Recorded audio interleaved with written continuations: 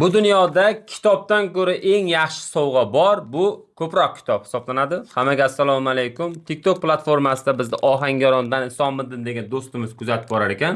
Shu bizga o'zining shaxsiy kutubxonasidagi kitoblaridan sovg'a jo'natibdi. Bugun sizlar mana shuni ochib ko'ramiz. Bunaqa unpackinglarni qoyil qilmayman. Qaychilab tashlaymiz. Xafa bo'lmaysizlar. Endi bu bir maqtanadigan narsa emas. Shunchaki bu nima desam ekan? Kitob yaxshi narsa-da. Chunki bari odam xursand bo'ladi bunaqa narsalar. Yomon uğraşib lekin. Hop. Roman Xurshid Do'stmuhammad. Ochig'i menda o'zbek adabiyoti juda kam. Ya'ni qarang mana qoplama bilan qoplangan ekan. Qani ko'ryapsizmi? Ya'ni kitobni yaxshi ko'rish shu yerdan bilinadi. Ustida qoplamasi ham bor. Xurshid Do'stmuhammad. Bu odam umuman kitob yo'q menda. Xursand bo'ldim. Yangi kitoblar saqlanganda hali ham. Ikkinchisi, dahshat.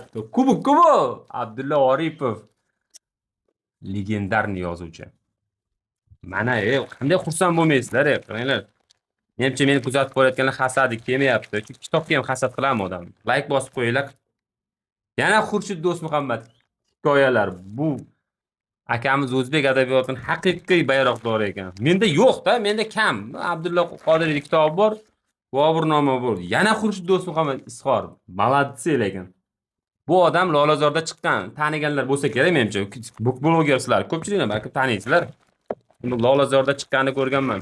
Islom Karimov va oxirgisi ham Xurshid Do'stmuhammad. Aka rahmat, lekin chin ko'ngildan xursand bo'ldim. Bu bunaqa kitob ko'ryapsan, hammasi qattiq muqovada lekin. Bugun men boyman. Hammanglar tabriklab yozishim. Bu katta hurmat bor-ku. Juda xursandman. O'sha gap 3 raqamini qoldiramiz oxirigacha ko'rganmiz. Foydali bilim bera olmadim. To'g'ri, men bundan rosa afsuslanaman. Shunchaki bir quvonchimni sizlarga bo'lishkim keldi. Agar kimda-kim bizni shaxsiy kutubxonamizga o'zining foydasini, hissasini qo'shmoqchi bo'lgan bo'lsa, albatta sizlar ham kitob sovg'a qilishlaring mumkin. Kitobga ochiqman. Albatta ism familiyalarni yozib qo'yman ekanman.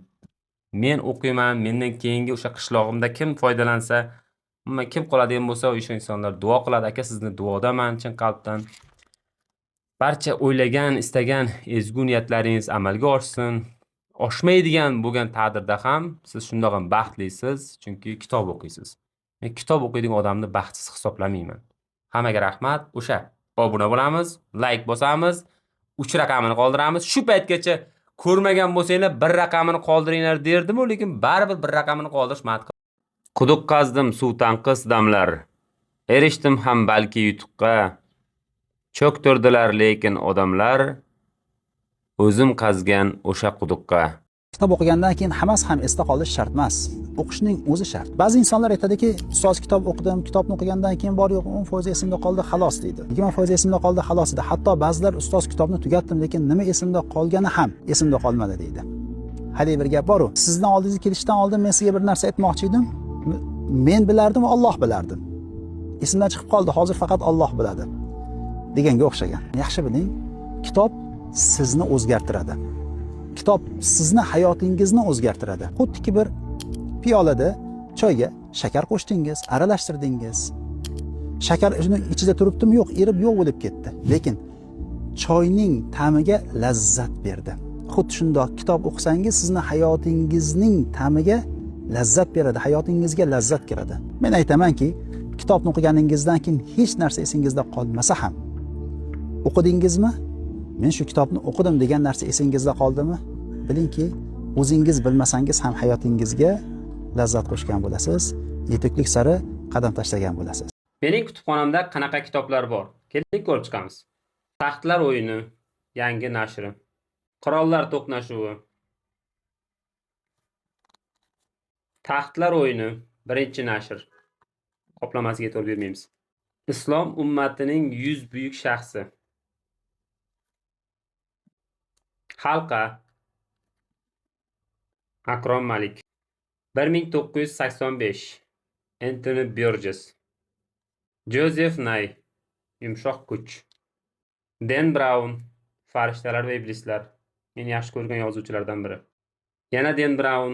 Raqamli qal'a. Bu kitob o'zi qoplamali usulda.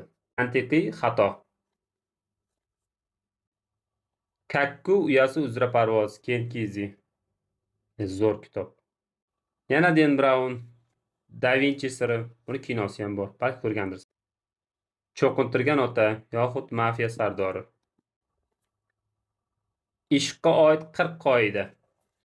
Kapitan Grant bolalari Jules Verne. Yaxshi chiqqan. Yumshoq.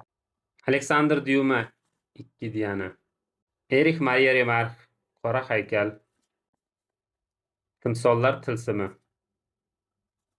Men hozir ayolim uchun orzudagi er bo'lishim kerak. Bolam uchun orzudagi dada bo'lishim kerak. Ota-onam uchun orzudagi farzand bo'lishim kerak. Meni o'zimning orzuyim mana shu orzularning orasida to'yib uxlab olishga ulgurish.